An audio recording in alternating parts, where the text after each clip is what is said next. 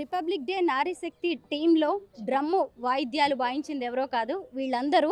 అంటే అసలు republic day start అయినప్పుడు మొదలైన ఆ కళా ప్రదర్శనల్లో స్టార్టింగ్లో ఉన్నది మరెవరో కాదు, మన ఈ తెలంగాణ మట్టి మహిళలే. అమ్మ, మీ పేరేంటి? నా పేరు సంధ్య అండి. అప్పటిపేట గ్రామం, గరడపల్లి మండలం, సూర్యాపేట జిల్లా. మేము మారుమూరుపల్లె గ్రామం నుంచి వచ్చాము. ఎస్ఎస్సి డప్పు వాయిద్య కళా బృందం సతీష్ గారు మాకు డప్పు నేర్పించారు.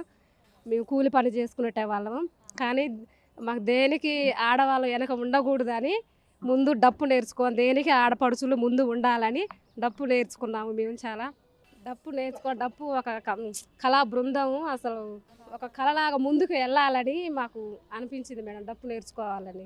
మిగతా వాళ్ళు, మా ఇంటి వాళ్ళు, మా భర్త వాళ్ళు కూడా నేర్చుకోవాలని ముందు ప్రయత్నం చేసిరు మేడం. ఆడవాళ్ళు దేనికి వెనక ఉండకూడదు, మేమే ముందు వెళ్తున్నాం మగవాళ్ళం కాబట్టి ఆడవాళ్ళు కూడా ప్రతి దానికి వెనక ఉండకూడదు, ముందుకు వెళ్ళాలని మాకు ప్రోత్సహించారు మేడం.